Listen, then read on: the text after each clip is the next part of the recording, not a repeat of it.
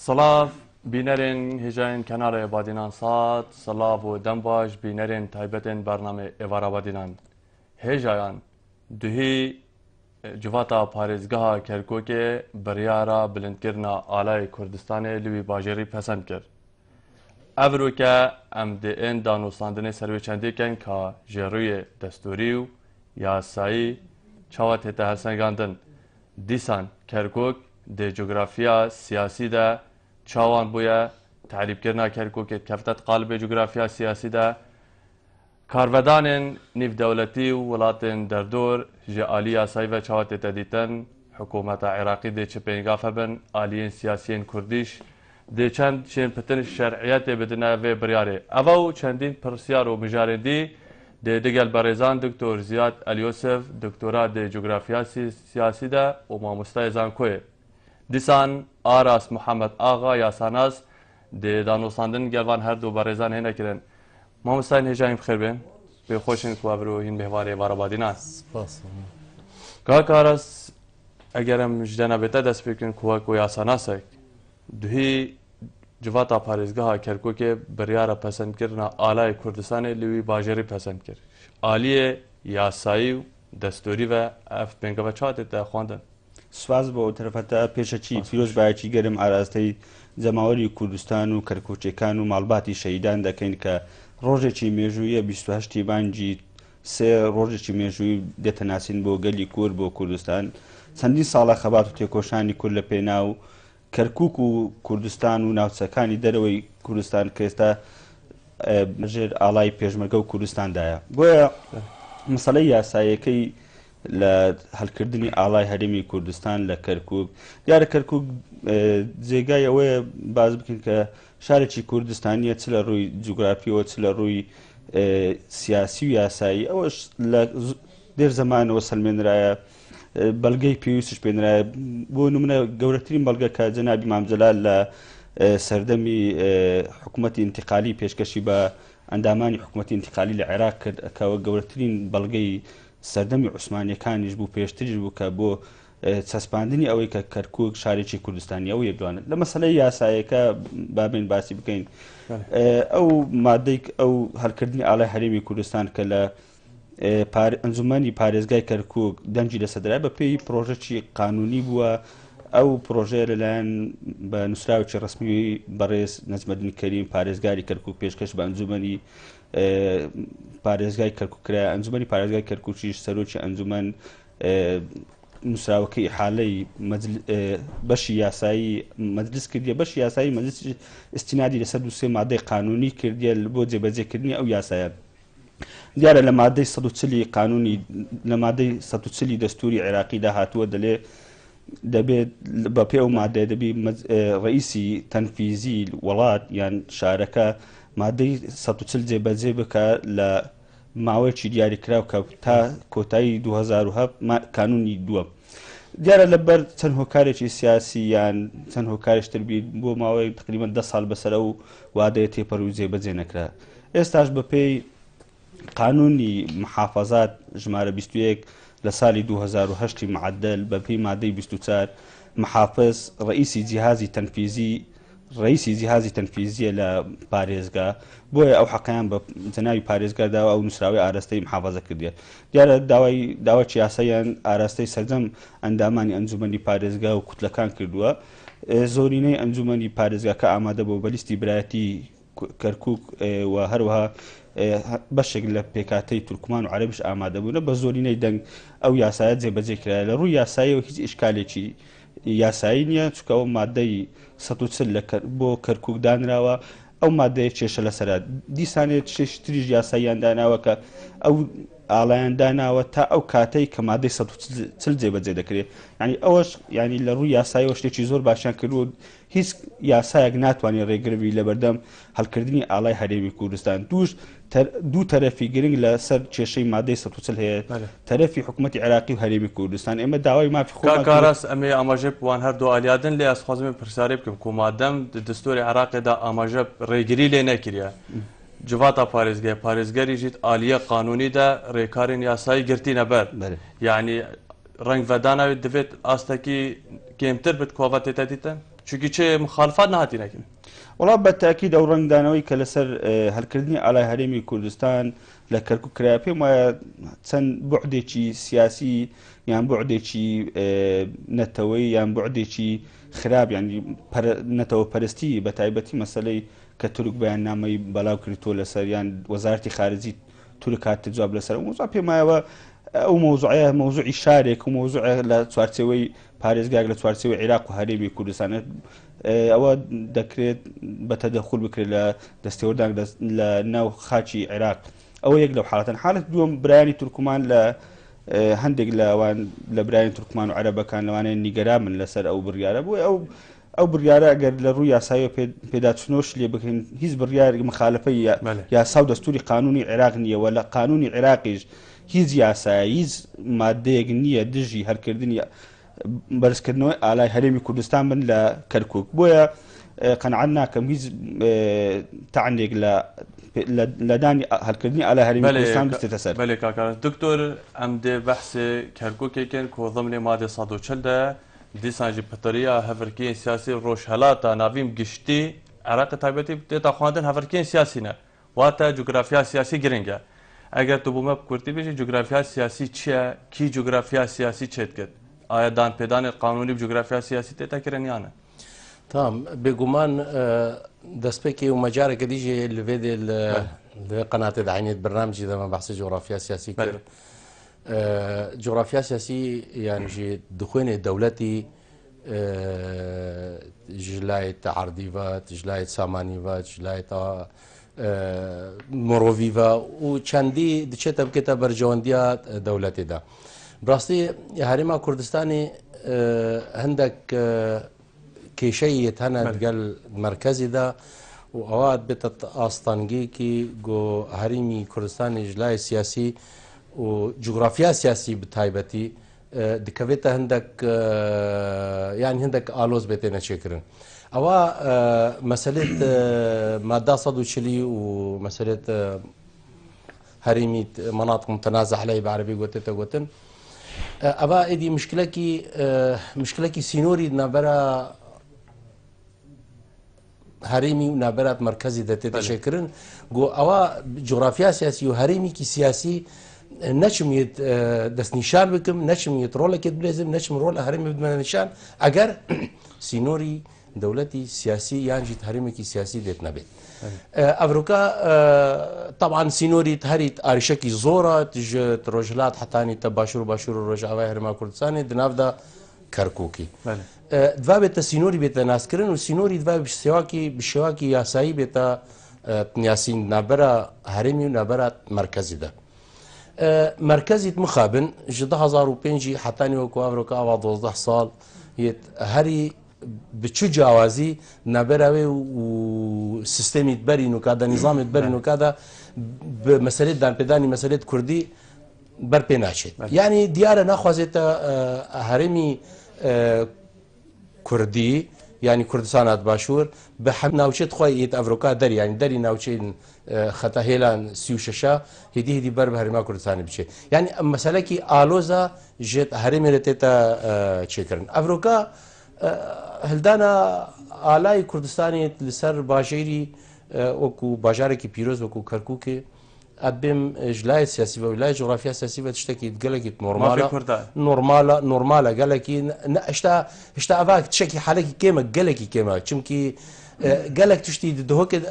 عفوان کەرکووکە دەی هاتنەکردن دەمات نیزامی سەدامیدا هێشتا ئەو تش دێ بزی برن یعنی نەتەنێ هەلدانە ئالای کوردستان چونکی دەما سەدامیدا گۆرینێکی پێکاتی دانیشتوانی منتیقێدا تایبەتی کەرکووکێدا و ناوچەی کەرکووکێدا هاتێ تعریبکردن ئەوە نەتەنێ ئالا دوابێتە ئەو مەناطقژی ئیدیتە هیدی بزی دکتۆر ئەمێ ئاماژە پێ خالدن لێ مادەم کو جەنەبت ئاماژە پێدا پترە بۆ چوونەژی کۆت ئالیە یاساییدا حکوومەتە بەغدا تا ڕادەیەکی نەشە تا 2007 بجێ بینێت کۆ مادە 140 تێتە ناسکردن ئالیە سیاسیدا جوگرافیا سیاسیدا ئایا هێز شێتۆی جوگرافیە ڤەگەڕینتەوە یانژی دانوستاندن یانژی کۆدێ هێز کارێت پشتی هینگێژی دەبتە دیفاکتۆ ئەمری واقعی و دانپێدان کاک دلۆڤان و هەرێمی و هەر ناوچەکی هەیە ئاریشەکی زۆر زۆرێت ناواد هەیە هەری دمێنێتە سینۆری و ئەڤروکا سینۆری نەتەنێ ئاریشا هەرما کوردستانی و مرکزیە دگەلک ناوچات عالەمێدا ئەو ئاریشە سینۆرایەتێت هەنا دوا بێتە سینۆر بشێواکی یاسایی بێدەدان دناو دە باژارێت کەرکووکێ یعنی نە کەرکووکێ بتەنێ یعنی ئەڤروکادا نەتەنێ احتیمامی بدمەتە کەرکووک چێدیش بیر بکەم دوا بێتە سینۆر بێتە دروستکردن و دناو دە باژارێت کەرکووکێ چونکی سینۆری قوناغن سینۆری نە تشتێکی ئامادەیەش ئازماناتێتە عەردەی و درست بێت سەر نەخشەی و خەلاص بچوو یعنی ئەم شێ بێژن هەگەر کورتی تو بەرسودی ئەف پێنگاوا باژارێ کەرکووکێ دەستپێکە بۆ چێکردنا سینۆرە وێجالڤر ئەو مەرحەلا نوکات مەرحەلا دوێ دەنا ژە دانانە سینۆرە نابەرە هەرێما کوردستانی و نابێرات مرکزیدا ئێک چێکردنا دانانە سینۆری لەسەر نەخشەکێ دو چێکردنا لیژنە و ئەف لیژنە دێ چێ بوونە ji 2004 ve de lijne çebûna bas tu pêgavî neavêtne. Diyara eger hindekî hêz pê divêt hinekî hêzekî siyasî û hêzekî leşkerî jî hinekî pê her du pêk ve. rolekê baş bi nimûne pêşmerge Kerkûkê parêzin. Diçin parêzin pêşmerga taban pêşmerga ne tenê ji Kerkûkê re ji Kerkûkê re ji hikûmeta merkezî re jî û ji dewletê mezin re jî dadan askirin wekû hêzekî دو منطقه دا بناودن گدچتا خو بپارێزن. بله دکتۆر کاکاراس ئەگەرم ڤەگەرن جەنابێتە داماژە پێدا کۆ مام جەلال سەردەمی حکومە ئینتیقالی بەلگەیەک هەبوو کۆی ئەزبارم ساڵێت 1970 دا بۆش مۆزەخانێت عوسمانیا وەرگرتیە ئەم شێ بژ مرافعایە ئاەت یاسایدا کوردزانستی دا بەلگە سەرمێنەرە هەر تشتیە ئەف بەلگە شیا چەند خزمەتا مادە 140 بکەێت کوردا چەند شیامە فایش بێ بەلگە بینێت ئەڤروکە بێتە بکارینان ئەو بەڵگەی بەڕاستی کە جنای مامجللا لە سەردەمی حکومی ئینتیقالی پێشکەش کرد عەرەبەکانی شۆک بوون عەرەبەکان و پێکاتەکانی عێراقی کە لەوە کە مێژوکی زۆر کۆنی هەبوو بەڵگەکە هەم خەریتەی سیاسی و جوگرافیشی تێدا بوو لە ڕووی قانونیشەوە کە مامجللا لەسەر مێزی ئەنجومەنی حکومیدانە بەڕاستی تووشی شۆ کاتن هەموو بۆیە ڕۆلێکی گرنگی بینی و تا جەنابی مامجللا لەژ نەخۆش نەکەوتوو لە بەغدا لەسەر مەسەلەی کەرکووک پێنگاوی زۆر گرنگی هاوێش کە لە سەردەمی جەنابی مامجللا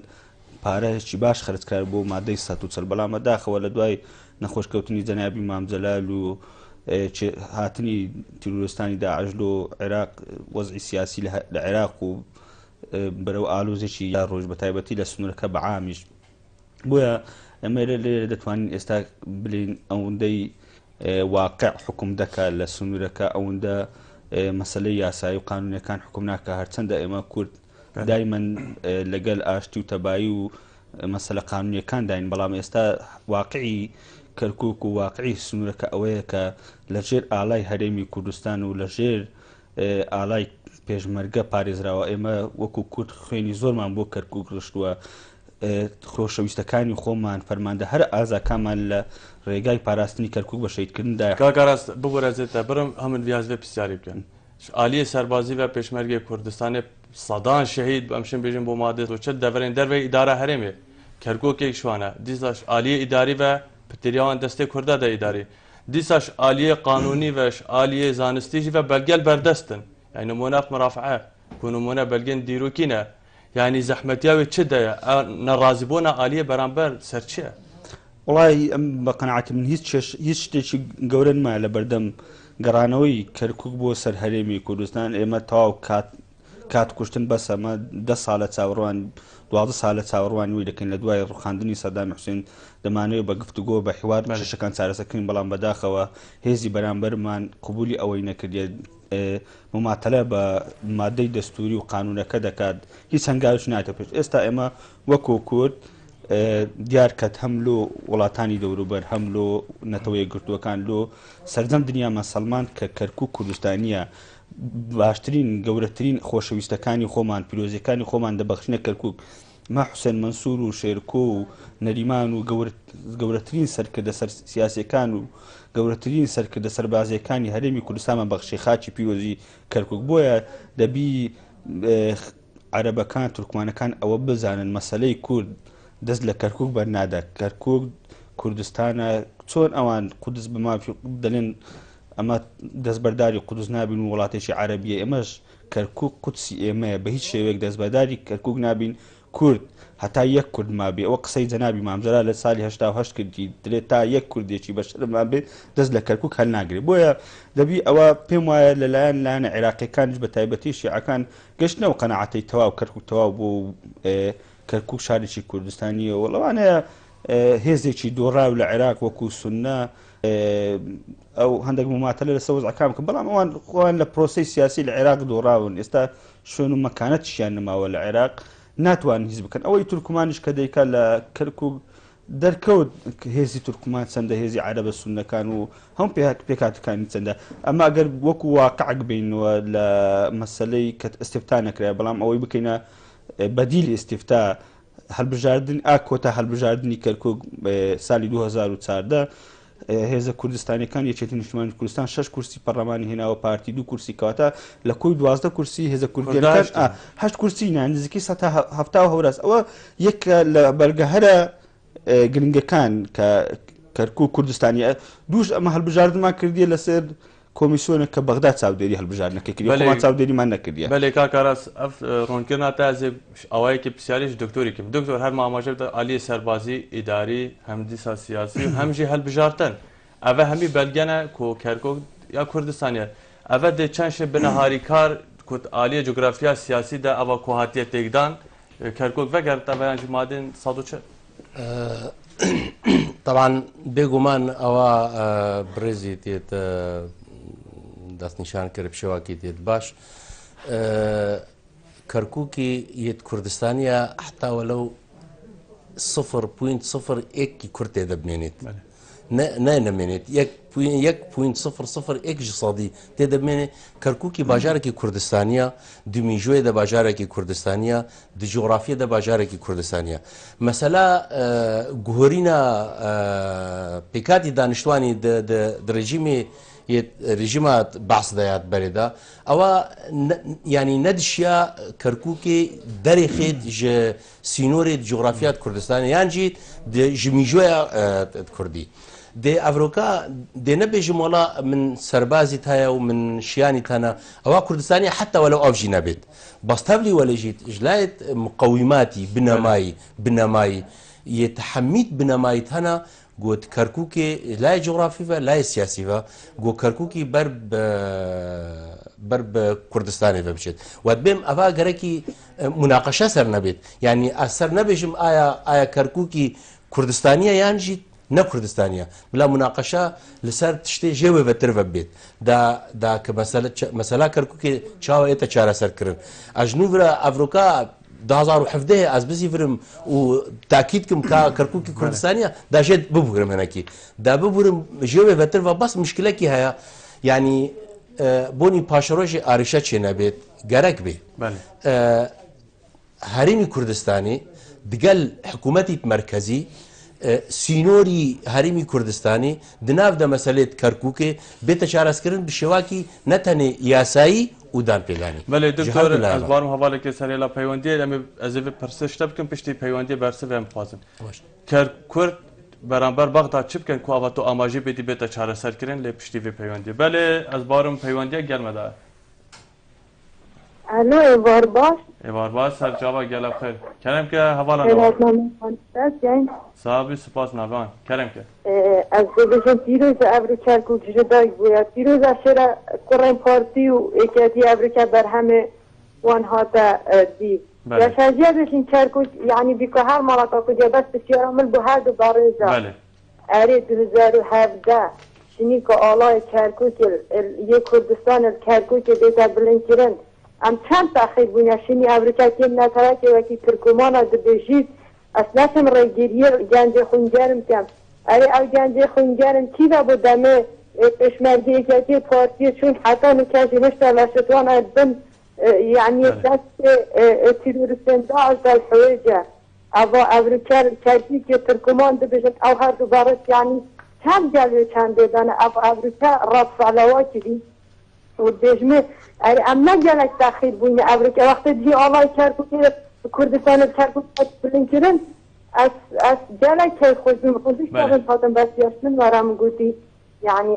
ام چیزه یا بلا 2003 افعاله ها با برینگه پشتی مادم پارزداری چایکون که هر کردا بویا و در صلاتا دست ما دا بویا اره ما انتیت ویرا یا بغداینه انتیت ویرا یا خلقی چرکوتی کم نتوجینه یعنی انتیت بیچارتنینی مادم در صلات یا ماده 140 مهند خوب بورس یا شمن وره او دی انتیت دیدنجانه نبونی ها جاجن او دنجان یا زده بود چنگی او موافقه شرعی خلق کردستان باز از بابا رضا بشم او راست علا هر دو کم نتایی وقتی ترکمانا که روشنی تا تفنشم رگیری خونجر ماسم اره با خونجر میسی چی دا بوندمه بله هوالا نوال از بارم مرمت گشت گلک سپاس کوتود گلمه بجدر بوی پیویا بردامیه از بارم دکتر اویجی پرساویش نزیکی بوشوناتا بی کو 2017 آلات بلن کری ندارن که؟ بله او اكيد ما قلت يش 2005 وحتاني 2017 ابع 12 صال بله 12 صال وحكومتها مركزي اك جافا يعني اك بهوستكي بوني چاره سركرنا ناوچين كردي ناف دا كركوكي يت بيغافي نافيت يا بسردا اف ارشين ها هاتن وداعش هاتوت مساله ارشين الهرما كردستان دي پیدا ببره من کرد چه بکن ها مثلا کو کیرکوک هاتا تعریب کرن علی جغرافیا سیاسی دا کرد و چه بکن دیسا دا نصادن گل باغ دا سر چه بیتا کرن تمام طبعا نوكا حتى نوكا كردي بسياستك بين فرح بكارتين او حتى شاي سر كفتي بد دي بسر كفتي بن ازي بهاريه دما ادوي بهاريه دما بشرطك اك شرطي مساله نافخوي چاره سر كريبت چاره سر كريبت دا ايدي كركوك نبت جهه ناكوكي ناف كردادا افا نبت وام بحسي ناكن يعني ام بحسي في مساله ناكن افا نبت دا ايدي قال حكومات مركزي لسر عرضيت بيشمرقات مسيطر بن قال حكومات مركزي بيوانديات تقريبا وضغطكي لحكومات مركزي بكن بوني شاسر كما نتني مسارات كردي حميت ناوچين كردي يقول نكات من ملاندني لسر هاد قال حكومات مركزي بله كاراس از بارم بيواندي اگده لی از خازم پرساره بكم كو هلوست ترکمانا و دیسان هلوست ترکیه جي برانبر بلند کردن علای کردستان عالی قانونی دا شاهد تدیتن آید بتا مای تکرین یانه لی پشتی و پیونده و چاوری برسون که زره داشت کرم که كرة بلدتهم صاحبي سپاس نبان کرم که ولا تورا كده وتشمل يمكن على كردستان وزير عندي كردات كام صاحبي کرم که تجي خلك كردستان انا اشتغلنا لا سياسي دوي بلدتي بله وتجي كردستان بلدتي جدا بلد جدا بكم كان تعرفين بشركتي احنا ولا بغداد جبلا ودرستنا كسر ما دفضل شل بلا وكان بكين يعني بغداد محاولة بك بعد بلا أقدم محاولة كذا أما أنت ملأت كل عندي الوقت ما جالك صار الله بغداد هيك بله هذا بابو كايزر جبلا ولا درستنا كان حتى كذا خلنا حديث بقى كنت جاي بس كردستان تركمان جبت تركمان بس صار على العراق في بله گلک سپاس کاک زردش پیویا بردامیه بله کا کاراس ما اماجب هلوستان کاروادان دا تایبتیجی کو یا زیقته تدیتن ترکمان عالی در دوران بجن ترکیه گلک ناراضیه يعني نابتا وای فکره اوی ترکمان گریدراوە بە سیاسەتی تورک دائما تورکیش لە مێژش دژمنی کورد بووە و نەیویستیە هەر کورد هەبی لە ناوچەکە و هەموو کاتێک کار لەسەر ئەوە دەکات لەسەر ڕەشکردنەوەی کورد و نەتەوەی کورد دیار کەتیش کە تورکیا نەیتوانی ئەو هەنگاوە بنێت هەم چ لە باکوور چ لە کوردستانی لەش ئەوەی تورکیا ئێستا دەیکات بەرامبەر کەرکووک و یان بەیاننامەی ڕسمی لە وەزارەتی دەرەوە دەرکردی ئەو شتێکی مخالفە یاسا و دەستورە قانونی دەوڵەتیەکانە چونکە قانونی دەوڵەتی هیچ وڵاتێک بۆی نییە دەست لە سەروەری وڵاتێکی تر وەربدە خصوصەتەن عێراق و هەرێمی کوردستان کە خاوەن سەروەری و یاسا و دەستور و قانونی خۆیان و سنووری جوگرافیشمان جیاوازە بکەوە خەڵقێکی قانونی دیارە لە ڕووی ماپ و بەندەکانی قانونی نێ دەوڵەتی بۆیە پێویستە هەلوێستی هەم چ حکوومەتی خۆجی کەرکووک و پارێزگاری کەرکووک چ حکوومەتی هەرێمی کوردستانیش حەقوا بوو وەڵامی تورکیا بداتەوە بەڵام بەداخەوە من ئەوەی زۆر نیگەرام لە حکوومەتی هەرێمی کوردستان تا ئێستا وەڵامی وەزارەتی دەرەوەی تورکیەدا دەوایە وەڵامی بدایەوە چکەوە خەڵقێکی قانونی و دەستوریە کە تورکیا کردی لە بەرامبەر هەرێمی کوردستان چ لە بەرامبەر پارێزگاری کەرکووک مەسەلەی تورکمانەکان ئێمە ڕێزمان بۆ هەموو کەمە نەتەوایەتەکان هەیە لە هەرێمی کوردستان چ پێکاتەی جیاوازیان لەسەر جیاوازی نەتەوایەتی جیاوازی دین جیاوازی بیر بۆ چون ئێمە وەکو کورد ڕێزمان لەیان گرتیە بە تایبەتی لە هەرێمی کوردستانیش ئارامترین شوێنە بۆ ئەوان تورکمانەکان لە هەر شوێنێک بین کەتنە بەر شالاوی بەعس و کوشتن و بڕین بەڵام تەنها ئەو شوێنە ئارامی کە بۆیان ڕەخساوە هەرێمی کوردستانە بە ئارامیرین و ڕێزیان لێ ژیرا بۆیە پێویست ناکە ئەو برادرە تورکمانانەی ئەو برا تورکمانانەی لە کەرکووک دەژین ئەوەندە خۆیان خەسلەت بکەن بۆ مۆزوعە چونکە دەبی دڵنیا بن لەوەی کەرکووک شارێکی کوردستانی و ئەوانش قازانجیان لەوە زیاتر دەبی کە لە هەرێمی کوردستان مادەم کۆ تورکیا مای تێکردنێت کرد مخالفی قانونیە ئیدارا کەرکووکێ دەشێت چ بکات کۆ دادگەهی نێودەوڵەتیدا دادگای اتحادیدا دەشێت ئەلی قانونیدا کەیسێکی بکات دەتوانیت لە دادگای نێودەوڵەتی دەتوانی مەسلەی ئەو پەیوەندی نێودەوڵەتیەکانیان یو یاسانی دەوڵەتیەکان شکار بکە بەڵام ئەوەندە بەهێز ناوی وەکوی حکوومەتی هەرێمی کوردستانش پشتیوانی ئەو قەزیە بێت چونکە قەزیەکە کێشەکە لە بینی هەرێمی کوردستان و حکوومەتی عێراقیدایە هەڵکردنی ئاڵای ئاڵای هەرێمی کوردستان لە پێویستە حکوومەتی هەرێمی کوردستان لەو بابەتە زیاتر پارپشتی کەرکووک بکە بە تایبەتی لەسەر مەسائلی تەدەخولی وڵاتانی دراوسێ. بەڵێ دکتۆر ئەم بچێکی هەرڤەتر بێن بەحسێ شەڕێ داعش بکەن و وەساتێتە خواردن شەڕێ داعش هەندە شەڕێکی سیاسی نە هەندە شەڕێکی ئەمنی و اقتصادیە ئەڤە گرێدای جوگرافیا سیاسیە داعش هات بەحسێ گوهۆرێنە نەخشێ ڕۆژهەلاتە ناوین تێتەکردن دیساژی کۆکۆ مرکزێ داعش عێراق و سووریا کەرکووژی کەتیە بەرهێرشێن داعش کۆماوێ خواندنە تەشالی جوگرافیا سیاسی بە سەدایت لۆڤان داعشی یانجیت هەرێمە ڕۆژهەڵاتە ناوەڕاست وەکو پرۆژە یەت هەیە بەری داعش بێت یعنی نوکات بێژم ئەگەر داعشی هات بۆنی ئەو پرۆژە بچێتە سەری احتیمالی چونکی پرۆژەی ڕۆژهەڵاتە ناوەڕاستانی ڕۆژهەڵاتە ناوەڕاستانی دەما عێراق ئەمریکا یەتات عێراقی 2030 پرۆژەی ڕۆژهەڵاتە ناوەڕاستانی یەطرح کردە دگەل ئەوروپیای نەبتەنێژی دگەل ئەوروپیا طبعا ڕۆژهەڵاتە ناوەڕاستانی دێ سینۆری ئێنە گوهرتن نە سینۆری نێودەوڵەتی سینۆری دەوڵەتە يعني دي سينورة عراقي مينت بس دهندرو عراقي دي سينورة نجوهرتن بشي سينورة داخلي بالضبط يعني دي هرمكي كردي شبيت احتمالي هرمكي سنة شبيت هرمكي شيعة شبيت لسوري جي تعينت ولا هرمكي كردي شبيت هرمكي درزي شبيت هرمكي علوي شبيت هرمكي سنة شبيت اف بروجا دقل افي بروجي قلت الشاد ولاطاتيت اف شورشي داس بيكرن داعشي هات داعشي ام داعشي اداتا داعشي بنجيهينينا داعشي وسيلكا آلاوكا تشيبويا دا هندك أرمانجي بنا جيب جيكرن دناف دجي العراقي داعشي تيتهاتو أدبن بلكي كسي بهار نذكر إنه داعشي بريخو بديتا بلاية كردستاني و أوابكي بس هبونا داعشي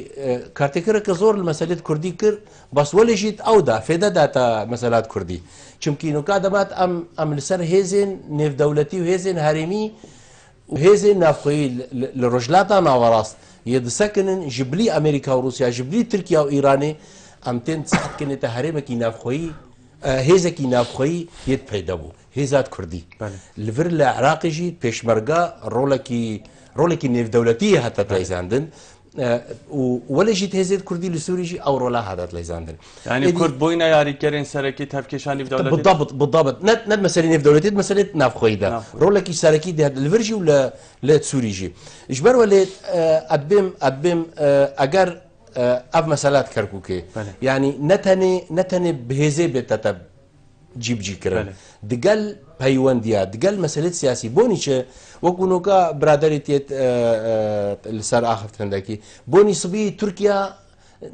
هەوڵ نەدێت تەداخل بکەیت بێت مەسەلەدا یان جیت ئیرانی هەوڵ نەکەێت تەداخل بکەیت بێت مەسەلەدا ئەگەر حکوومەتە هەرێمی دگەل مرکزی هێدی بدان وستاندن سەرێت مەسەلێت ڕاوەستێ ئەوە پشمەرگە کەتنێدا ئالی هاتی هەلدان ئەوە دروست بووە vêja herêmî digel hikûmetat merkezî ew derpêdana bikin êdî nehê mecalê nedêta hêzên herêmî yan jî hêzên nîvdewletî tedexul bike meselê şûnê Kerkûkê û xêrî Kerkûkê de jî kê da êdî hingî eva bête meselekî navxweyî da hingî Tirkûmanî xwe ewa nekin peywendiya digel derve tê nekin peywendî divede ya Kerkûka ya eger te cînê dît hene serçava Kerkûkê em meselekî demokratiya û Herêma Kurdistanê meselê demokratî tê قد نبونتا قدخانه كرده هلدانا على تركمانا المنطقه كي وتشتكي وقت قدخانه كي ابات مساله الديمقراطيه شي يعني كم نتوايت منطقه ده روجا كي روجات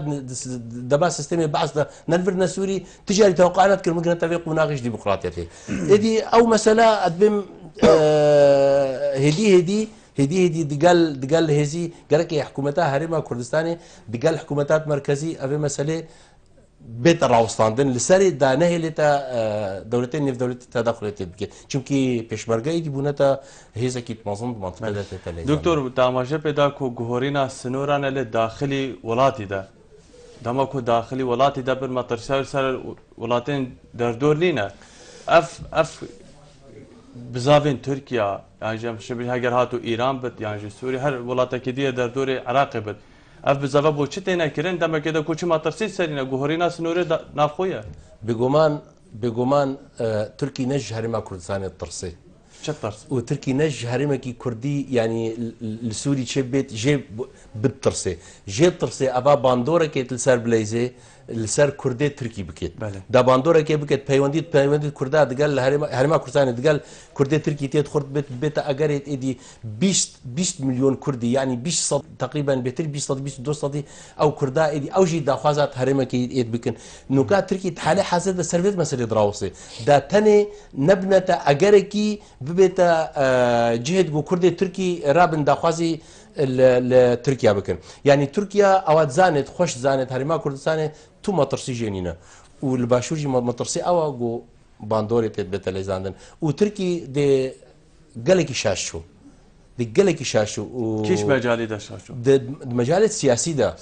دي بيونديه دي قال كردادا دي قالك غلط شو تايبتي السوري ولو الفر محاوله كرهاول ده وسلك تركي بركي يتجوجيت يعني قال لك جرا وحتى اني تجي هرما كردستان يجي درك تركي بس السوري نوكا رولك قال لك نباشت تليزاندن وبوتت اگر يقول ايدي تركي رولك حتى نافخويدا كارتيكر له هاتت كرن سياستي خو سيستمي خو نظام خو تبيت هاتت جوهرين دا كاربت رولك د مساله نف دولتي نافخويدا ونف دولتي دا وهرمي دا بيت تليزاندن اوا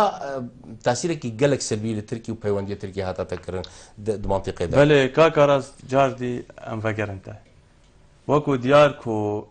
كركوك دست بكر وكان بيجن تار رادك انيا ديار كر كو على كردستان هاتا بلند كرن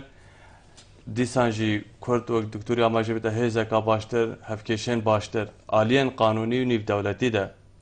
کردشن چه تشتی بکن بو ماده 140 والله ماده 140 پێم وایە کورد ئەوەی لە کەرکووک ئێستا کردی مەسەلەی هەڵکردنی ئاڵا پێویستە ئێمە سنووری خۆمان دیاری بکەین چونکە بە گفتوگۆ و حیوار و بە دانانی مادەی دەستوری حکوومەتی عێراقی دیارە دانی پێدانەنا و هەنگاویشی نەنا بۆ جێبەجێکردنی ئەو یاسایە بۆ پێویستە کورد بە دەستێکی یەکگرتو بە هەموو حیزبە سیاسیەکان لە هەرێمی کوردستان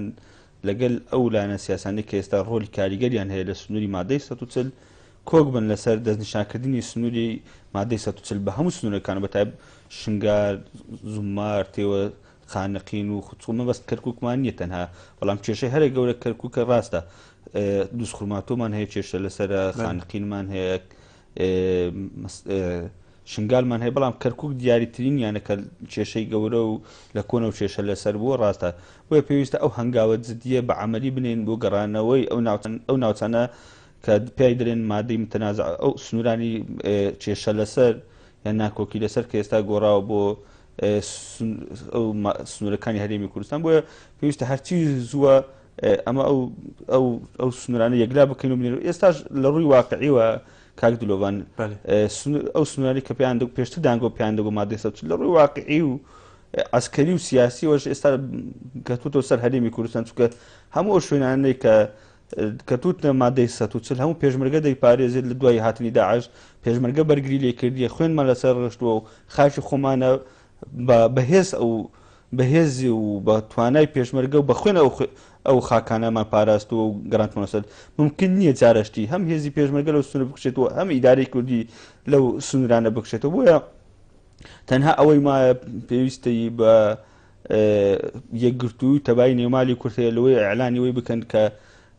بە تەواوەتی ئەو سنوورانە یان ئەو شار و شارۆچکانە گەڕایتەوە سەر هەرێمی کوردستان و تەعامل بکرێت و بخرێتە سەر ناو پەرلەمانی کوردستان و هەڵبژاردننی هەرێمی کوردستان لەو شارانە بکرێت و یاساکانی هەرێمی کوردستان لە شارەکان بە تەواوەتی جێبەجێ بکرێت دوور بێ لە یاسا و ڕێساکانی حکوومەتی عێراقی بە تایبەتی من لێرەوە پێشنیان دەکەم لولانەکان کە بتوانن لە ئەو هەڵبژاردنەی کە دێت لە هەرێمی کوردستان کەرکووک و ناوچە داڕێوەکانیش بەشداری بکەن لەوەی ببێتە هۆی ئەوەی کە ئەمریکی واقع لەسەر پەرستکردن لەسەر حکوومەتی عێراقی چ لەسەر ناوچەکەش بۆی کە کەرکووک و ناوچە دەوڵاتەکان هەمیشە شار و شارۆچکەی هەرێمی کوردستان و سنووری باو باپیرامان بووە بە هیچ شێوەیەک لە هەرێمی کوردستاندا نابڕێن و بیان گەڕێنەوە سەر هەرێمی کوردستان. بەڵێ کاکەڕاز دیسا وەکو دیار و هەندێک ئالیەن سنی عەرەبێن سنی دیسا تورکۆمان حتا حکوومەت نوێسینگا سەرۆکوەزیرێن عێراق بەیانێ ناڕازیبوونی دەرکرینە حتا یۆیەنجی tu bêjî ku aliyê dadgehê de ev aliyê nerazî bişên tiştekî bi dest bebîn eger hat û geşte wî radeyê ku şikayet hatine kirin û nîvdewletî hate halê de. نا مەسەلەی لایەنە نێودەوڵەتیەکان نایەنە سەرخەت لەسەر ئەو مۆزوع ئەو کێشەی ناوخۆیە لە بینی نمونە یۆنامی ناڕازبوون دیار کرد چه مناسبە ڕاستە یۆنامی لەسەر دایان کێشەی کەیسی تەریش ناڕازبین خۆی دەرکەتی بەڵام نەتیجەکەی چ بووە هیچ ئەرێکی قانونی لێبەجێ نهاتوە لە ناڕازبوونەوە بەیاننامە چەند بەڵاو دایان بەیاننامە لەسەر هەموو خڕۆقاتەکان بەڵام ئەوەی کە لە کەرکووک کراوە شتێکی یاسایی و دەستوریە کردیتیان دووش هیچ هێزێکی نێودەوڵەتی ناتوانانی تەدەخولی ئەو مۆزوع بکە تەنها مەسەلەی ناوخۆش لە ڕووی سیاسیەوە یەکلا بووتەوە لە ڕووی عسکەریەوە ئەو سنووری یەکلا بووتەوە چکە لە پێشتریش مەسەلەم دروستکردنی هێزی دیز لەوانە خۆیان جەربان هیچ تاسیرێکی نەکرد و پێشمەرگە بەرگری لە کەرکووک کرد مەسەلەی داعش کە بەبەرجێکی سوننەی متتەڕفی بە ناوی دین کە پێشتر چۆن کوردیان قەتل و عام دەکرد بە هەمان شێوە هاتن دیسانێ پێشمەرگە و کوردستان ئەو سنوورانەی پاراست ئێستاش مەسەلەکە لە ڕووی یاسایی و هەر بابەتێکی بێ ئێمە کورد جارێشتر ناسنەوە ژێر ئەو ڕکێفە بڕیارەکانی حکوومەتی عێراقی یان دادگای حکوومەتی عێراقیش بیتە کە چکە دادگا بە تاکید ئەگەر بێت و زەختێکی زۆری لەسەر بکرێت هەمویان دادوەرەکان یان دادگای ئەتیحادیش لە بەرژەوەندی بەغدا ئەگەر هاتوو حکمی دایان نوکە کرد بە تاکید ئێمە نەملەتی کورد و نەکەرکووک و نەحکوومەتی خۆجێی کەرکووشیش بڕیارەکان هیچ بڕیارێک جێبەجێ ناکەین ئەوەی کە دراوە ئەوە بڕیاری کوردە بڕیاری میلەتی کوردە بڕیاری کەرکووچیەکانە تەثبیت کراوە مەسەلەی ئاڵای کوردستان بە هیچ شێوەیەک لەو سنوورە نایەتە خوارێ دەبێت ئەو سنوورانەش بگرێتەوە چکە کاک دلۆڤان لەبیرمان نەچێ ئاڵا لە دیارترین ئەو پیرۆزیانەیە کە مرۆڤ دروستی دەکات بۆ هێمای وڵاتێک ئێمەش سەرکەوتنی ئاڵا بەرزکردنەوەی ئاڵا کەواتە نیشانەی سەرکەوتنی میلەتەکەیە هێنانە خوارەوەی ئاڵا لە هەر شوێنێک ژێرکەوتنی ملەتەکەیە بۆیە ئەمە 100 ساڵە خوێن دەڕێژین بۆ ئەو سنوورانە و بۆ کەرکووک بە هیچ شێوەیەک ئامادە نابین مەسەلەی هێنانە خوارەوەی ئاڵای کوردستان تا یەک کوردێکی ژمابی لە هەر شوێنێک دابی بە هیچ شێوەیەک مۆزوع ئەوە کۆتایی هاتی و بڕایتەوە ئاڵای کوردستان هەڵکرایە لەسەر کەرکووک لەسەر شوێنەکانی شەر دەکەین ئەوە سنووری مادەی 100 و پێم وایە حکوومەتی کوردستان چ قیادەی کوردی چ لایەنە سیاسیەکانش بە قەنەعەتی من ڕێک دەکەون لەسەر ئەوەی کۆتا بڕیار بدەن لەسەر ئەوەی کەرکووک بێگزاری و سنوورەکانی بگرێتەوە سەر هەرێمی کوردستان چیتر چاوەڕوانی هیچ کەسێک ناکەین خێرمان پێ بکە ئەو سنوورانەمان بداتەوە چکەوە سنووری باپیرانە مافی خۆمانە غەدرمان لە کەس نەکردیە تەزبیتیش بووە چ لە پاراستنی ئەو سنوورانە چ لە ڕووی هەڵبژاردنەوە ئێمە هەموو شوێنەکەی دکتۆری دکتۆر وەکو دیار کۆ دانوساندن قۆناغ نمونە کو ماده 140 دورین در ویدارانی کو کرکوکی کشوانه عالیه سربازی شردیجی داعش درباس کرد دیسا عالیه قانونی کو چندین سال 2004 وره دانوستاندن تدگیره لیدبت سستی بد نها تدبینی کو دم عالیه سیاسیه کو پرسن سیاسی دانوندن سیاسی سر کرکوکی بنا کرد تمام بالضبط عيني اف مسألة قوام سراوسن وأز نقطة كده دقال سداء راسينينم أجر أو سنة أو مشكلة هواية ودان بدان بينكن علاقات وانا بن براستي بوش عم بيت مسألة سياسية بيت دقال مسألة بهزة بين تبكارينان بيواندي دي خوش بن بالتأكيد مسألة كي نافخوية كركوكي كردستانية أو مناقشات إذا نابت بس مسألة بلند كرنا على كردستان يجي أو أدبجم يك كردينينا وقنا خوازت يعني هري دخوازت قلت على بيته هالذكرن بس دقال في مسألة كي سياسي جي دقال تابي بو من دفي وضع إذا أمريكا جو أم دخوازن حتى نيت ممكن بيو أم سينوركي مغلق دانا مش بيرناكن يت حبيسة نقش هرمي معناها هرما كردستان مخابن يعني أو مغلقة دبابتا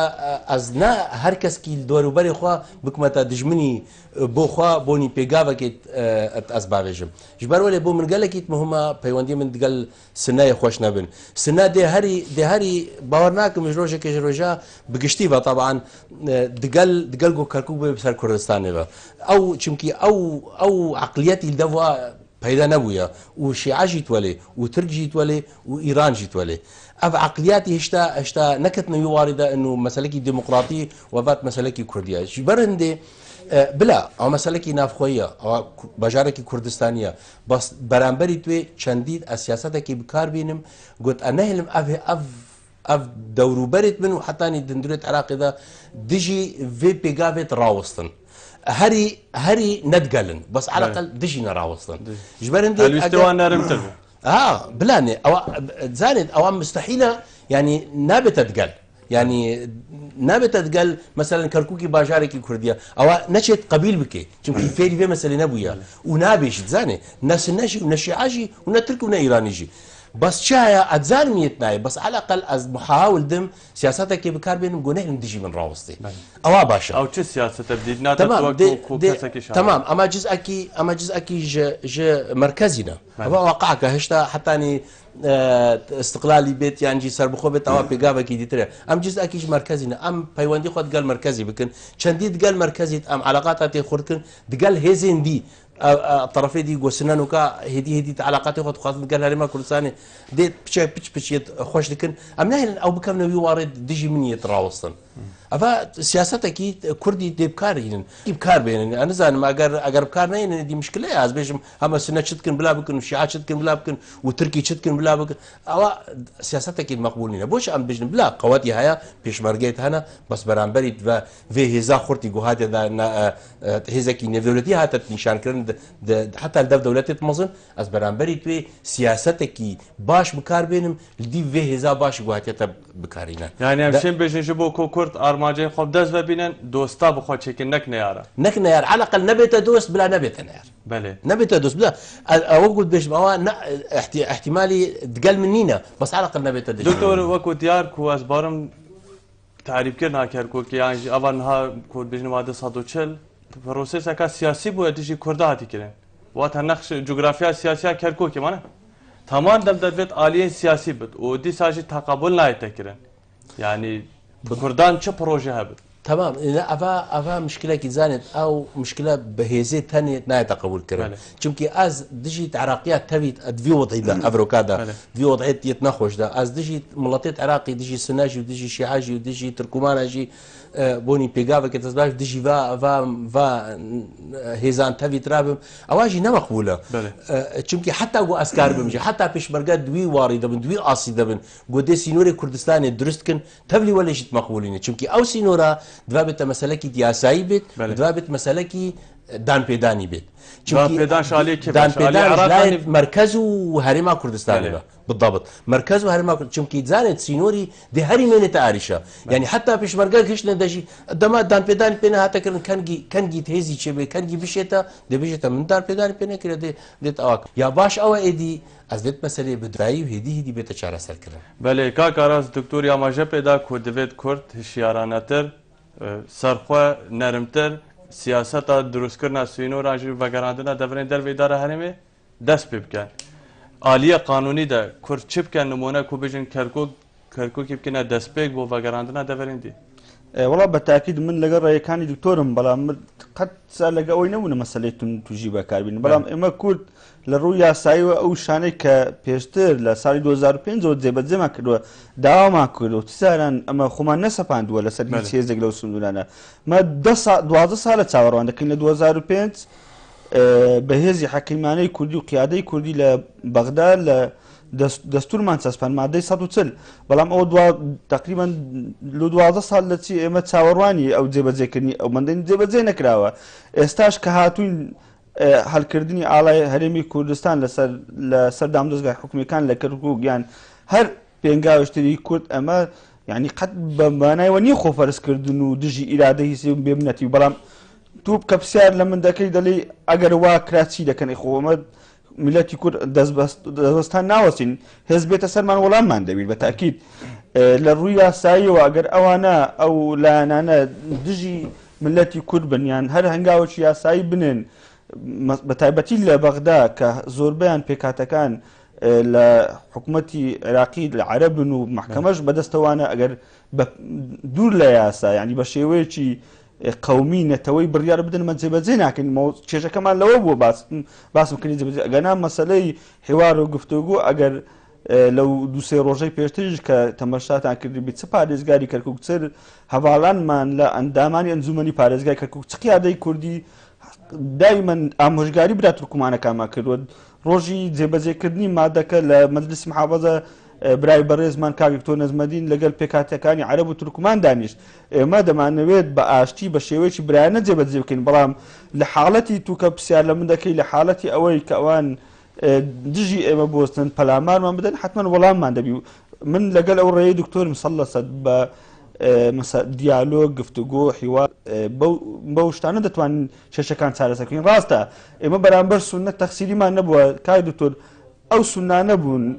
ئێستا کە لە هەرێمی کوردستان دایان پارێزین 1,800,000 کەسن ئەوانە بوونە قەتل و عامی کوردیان کردی ئەوانە بوونە چێمە بارانی ئێمە کرد ئێمە بە گول وەڵاممان دایتەوە دەبی ئەوان ئەو شتان لە پێش چاگرن بەڵام خەڵکەیە لە هەولێر دادەنیشید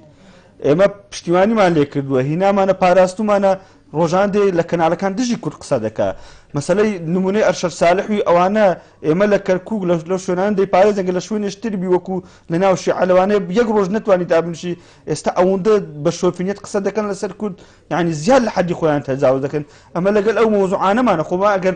هێزمان بەکاربنێن دەتوانین ئەرشەد ساڵحی و ئەمسالی ئەرشەد ساڵحیش نێن لە کەرکووک دابنیشن ئەگەر بەهێز بچکە سوڵتەی تەنفیزی و هێز و هەموو شتێک لە کەرکووک لە دەستی خۆمانە بەڵام کورد حکوومەتی کوردی لە ناوچە دابڕەکان بە تایبەتی لە کەرکووک هیچ کاتێک لەگەتون توژینی مێدای ئیمان لەگەڵ پێکەوە ژیان شارێکی جوان شارێک بی کە بۆ هەمووان بی بەڵام لە ڕووی دیموگرافی و جوگرافی و شارێکی کوردستانیە ئێمە داوای ئەوەمان کردووە جگە لەوەش داوا هیچ تریش ناکەن ئێستاش قیادەی کوردی پارێزگار مەجلیسی محافەزە لە کەرکووک داوای ئەوە دەکات داوای دانوستان دەکات داوای ئەوە دەکە کە برا تورکمانەکان و عەرەبەکان لێرە دان بە خۆدابگرن بەو بڕیارانە دراوە کە بە شێوەیەکی دیموکراسی و یاسایی ئێمە بە هیچ شێوەیەکی ینی نەچوونە بە مەجلیسی محافەزە و دەنگدان و مەسەلەی قانونیەکان بچین ئالا هەڵدەین بە پێی یاسا و ڕێساکان هەڵمان داوە ئێمە دووبارە دەکەمەوە کورد جار لەگەتون تیژی نەبینە دایمەن دەستی برایەتی و تەبایی ئاشتی درێژ دەکەین بەڵام ئەگەر لە حاڵەتی پەلامارمان بدرێت ئەوە بە دڵنیاییەوە وەڵاممان دەبێت قبول ناکەین بەڵێ دکتۆر ئەگەر ئەمە پرسێ بکەن کۆ وەژە ئاماژە پێدا کۆ گەلێک درەنگ بوو هەم حکوومەتە عێراقی هەم گەلێک جاربین حکوومەتە هەرێمی بزاوێن چارەسەرکردنا مادەی 140 ناوێت دەم سەر بەچوو هەواڵەژی بەشدار ئاماژە پێدا کۆ درەنگە دبینی کۆ نەهات دەوێت دەست کرکوک بتا درگاه گوش بو وگراندنا دورندین هرما کوسان کومان پرسیارا برینها تمام بگومان دما ام بيت درنگا ندمانا خود دماوتي دبيجت بيت بلاز بيت بله نا اما نبيت درنگا ايدي دواركي سياسي دست بكن ايدي بيجابكي دي باويت بتاعتن نا ايدي السر راوستم او عفوا دكتور تدبيني كو اف بلند كرنا علي اك شون بينغافا بو احتمالي بس نبيجابكي حتى بيجم اواد بر بچاره سركرنا سينوري تشي حتى بدوما هيكي بس بيجابكي احتمالي افاوكو بعربية بجاس نوض جا حكومات مركزية ايدي بصة بس يتباش او جو درايا من شخصي ده جو ايدي انجماني بارزغي كركوك خكاركي يعني دنگ نبي خو ندنگي حكومتا مركزي وندنگي تاويدي باش اوا بيجت ام الهرما كردستاننا ما يت حكومتك تهيا كس بيونديا دقال ما يتناكي ون بيونديا دقال حكومتات بكن ندقال ما بكن بله دكتور ديسا اماجه بيچنده تتكن از بارم دميم گله كرد ما اگر برسف گله كرد بن بحث برينا بوجي كركوك تتكرين ديسا مثلا باترو دولاري ادم برز بارزگي افريقيا ديار كر قلت ما امجيرا امادنا وما يتخشيرا حاضريا خكريا نا افريقيا برينو كما حاضريا خكريا وما خشيرا اماده كريا وادم تشتكي نا غريب يرسل كردا كردي اما مساله اصلا يعني امشي بجن هزرارات فعلي كرينا قلت ما يتخو اماده كرياش بت مساله بله كاكاراز اگر قلب كردي اگراتو حکومتا عراق بنگاوا کاجوی اویا وید کو مثلا پترو دلاریا کرکوکی دیسمبرینا بوجه یعنی چندین ریکندی دجاتیا کرکوکی کرد علی اساید د چایت دید وڵا ئەو شتە ناتوانانی بکە یەک دوو لە دێر زەمانەوە غەدریان لە کورد کردووە و نەوت و سامانی کەرکوچیان بردووە هیچیان بەکوو نەداوە ئەگەر لە ئامارەکان تەماشای بکەیت لە 15 فەرمانبەرەکانی کەرکوک کوردن 185 عەرەب و تورکمانن کەرکوک شارێکی نەوتی گرنگە لە ڕووی سەرمایە و ئابووریەوە ناتوانە ئەو پێنگاوباوان چونکە ئێستا هەموو حقوڵاتی نەفتی لەژێر هێزەکانی کوردیە دەتوانین ئەگەر ئەوان ئەو پێنگاوبان زۆر بە ئاسانی دەتوانین وەکو حکومەت یاریمی کوردستان وەکو ئەنجومەنی پارێزگا و چوەکو پارێزگار کەرکوک موچەی کەرکوک دابین بکەن بە زیاترەوە نەکەمتر بۆیە قەنەعەت ناکەم حکومەتی عێراقی بوێربی لەو پێنگاوە بڕینی بودجەی ئەس باوەرم وەختێمە بداوی ڕاستیژی ملڤیا زێدەتر خزمەتەوە بکەم هەم خزمەتە بینەری بادینا سات بەلێ دەم داوی هات لێبوورینت خوازم ئەگەر کو من دەرفەت کێمتر دابیتوە ئەگەر کو من جیاوازیانجی دەم دابەش درست نەکردبێت سوپاس بۆ ئاراس محەممەد ئاغا یاساناز دیسان دکتۆر زیاد ئەلیۆسف مامۆستای زانکۆی گەلێک سوپاس کوی میوانێ ئەو دەرفەتە و بله بینرین هجاین کانال بادینان سات به هیوی کومنو هر دو مهوانین گلک هجا و قدرگیان شیابت خدمتا وکربت شیابت کو ببین جدرک جوان جدرین کوی روزانه مفاجئه وردگیرن دیسان تا اموهینو برنامه کی دی و بابت کی دی آلای کردستان هر دم برز و بلند و پاراست بیت شاد بجو